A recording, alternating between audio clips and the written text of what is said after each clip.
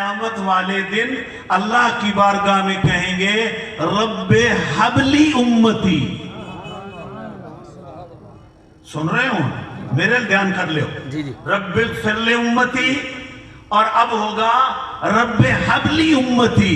اس کا معنی کیا بنتا ہے کہ حبلی امتی اس کا معنی یہ بنتا ہے کہ اے اللہ میری امت تو میرے حوالے کر دے. یعنی میری امت کو میرے حوالے کر دے, میرے اوپر چھوڑ دے, میری امت مجھے دے دے. تو میں کیا چاہتا ہوں, میں تو اپنی میرے نبی کی خواہش, میں تو اپنی ساری امت کو بخشوا کر جنت میں لے جانا چاہتا ہوں. میری امت مجھے دے دے.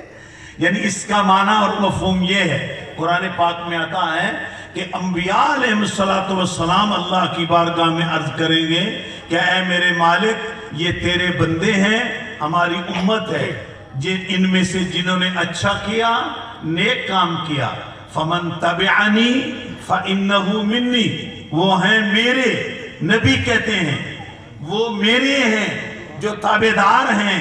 ومن عصانی, اور جن نافرمانی کی, فإنک غفور الرحیم, تو غفور بھی ہے رحیم بھی ہے, بخشنے والا ہے.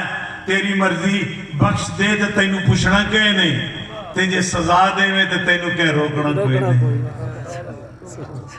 تیری شان ہے, اگر تو سزا دے تو کون روکے, تو ان کو بخش دے تو پھر تو کہیں تو کل پوچھنا ہے, تو شان والا ہے. یہ ہر نبی کہے گا کہ ان کو معاف کر دے تو مرضی والا ہے. گل سنتے بیٹھے ہو, ان کو معاف کر دے تو مرضی والا ہے, نہ معاف کرے تو مرضی والا ہے. تو غفور ہے رحیم ہے, لیکن نیک ہمارے ہیں.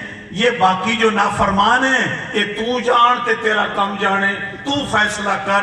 میرے نبی پاک قیامت والے دن کہیں گے یا اللہ نیکوں کے ساتھ تیرا وعدہ ہے کہ میں جنت دوں گا. سبحان اللہ, سبحان اللہ. نیکاں نال تیرا اپنا وعدہ ہے کہ میں تمہیں جنت دوں گا, تے بریاں نال تے گناہگار لوکاں نال تو ایک میرے نال وعدہ کی تو ہے کہ میں تیری گل منے ساں تے اتنی منے ساں کہ تینوں رد. سبحان اللہ, سبحان اللہ, یہ بھی تیرا میرے نال وعدہ ہے. ایک تیرا تیری خلق نال تیرے بندیاں نال وعدہ ہے, جنہ نال تیرا وعدہ ہے. اب اس کا خلاصہ کیا ہے, نیکانو اپنے وعدے نال بخش چھوڑ.